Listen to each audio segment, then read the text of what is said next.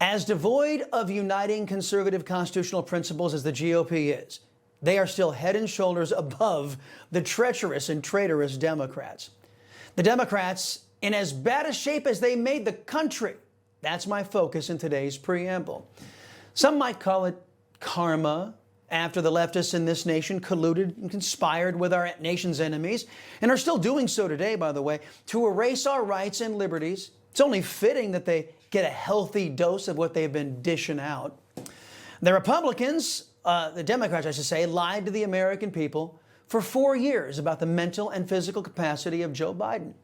From the White House to Congress, the gaslighting was far from harmless. The Democrats, in order to preserve their iron grip on power, endangered the lives of every man, woman, and child in this nation by putting our safety and security in the hands of a man they knew, or should have known, was mentally compromised. What's worse, morally bankrupt leftists from the Obama regime used Joe Biden's mental and, as it turns out, physical incapacity to run and ruin the country in his name with the use of an auto pen. As we would come to learn later, Joe Biden often didn't know what was being implemented in his name. President Trump talked about the Democrats' unforgivable sin subverting our constitutional system earlier this week. What he's done to this country is not him. He had no idea what was going on. Everybody knows that. It's other people. It's Lisa and this one and that. All these people, all this scum that was around the Oval, the Oval Office or around the beautiful Resolute desk telling this guy, here, do this, do that, and not even telling him. They just go over to the auto pen and sign whatever the hell they wanted to sign. Because say what you want about Biden, he wasn't for open borders. He wasn't for transgender for everybody. He wasn't for men playing in women's sports.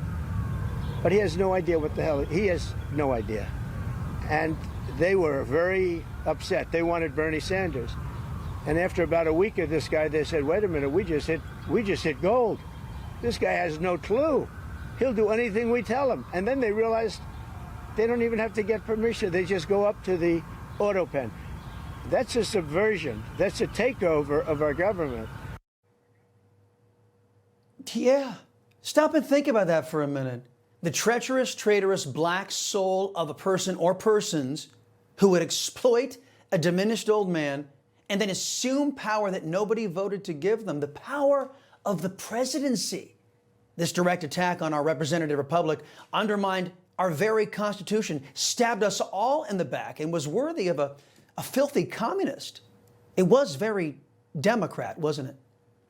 After Americans rejected the Marxists that now run the Democrat Party in the last election, those same Americans began a campaign of terrorism in conjunction with enemy nations against Americans. The ensuing terrorist attacks, violence, and intimidation followed a script that was executed with military-like precision, right down to the leftists and the press labeling the riots as peaceful. But the Democrats' treachery didn't stop there, my friends. After President Trump and his administration began enforcing U.S. immigration law, deporting criminally illegal aliens, Democrats began breaking the rules and the laws themselves, getting violent in an effort to show their voters and the world that the Democrat Party stands with the illegal aliens against the law-abiding American citizenry. Democrats began to fight to keep criminally illegal aliens in our streets and neighborhoods. The crimes committed by these illegal aliens, well, they ranged from child abuse, rape, assault, drug crimes, even worse. Democrats are even creating lawless spectacles, being arrested in defense of criminal illegal aliens. A loudmouth leftist Latino, Senator Padilla of California, in stark contrast to millions of liberty-loving Latinos, tried to charge a podium where DHS Secretary Kristi Noem was speaking. He had not presented any identification, was not wearing his Senate security pin, and tried to disrupt the press conference.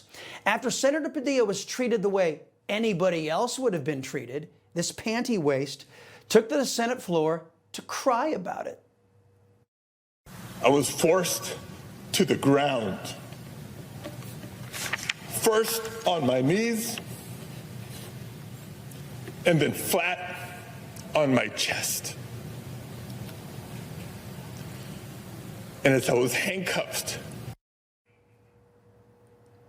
On your chest? You know, it bears pointing out, folks, that at no time during the Biden years did Senator Padilla there behave in this manner.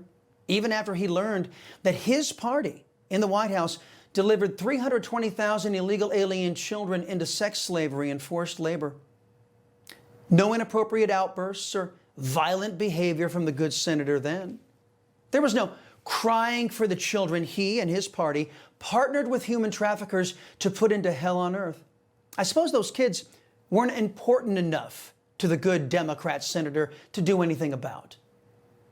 Meanwhile, the Democrats continued to wage their war on women, killing a bill that would have prevented men from endangering women's lives and opportunities in sports.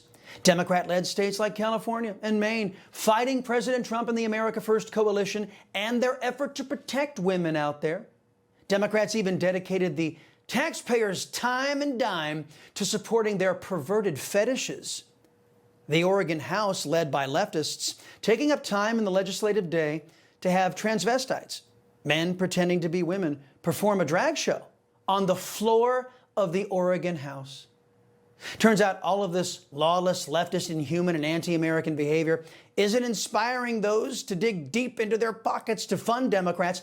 According to the New York Times, the party went woke and then went broke. Word is the Democrats will have to take out a loan to make payroll until the end of the year. Another interesting aspect of this is being pointed out by conservative lawmakers like Tim Burchett.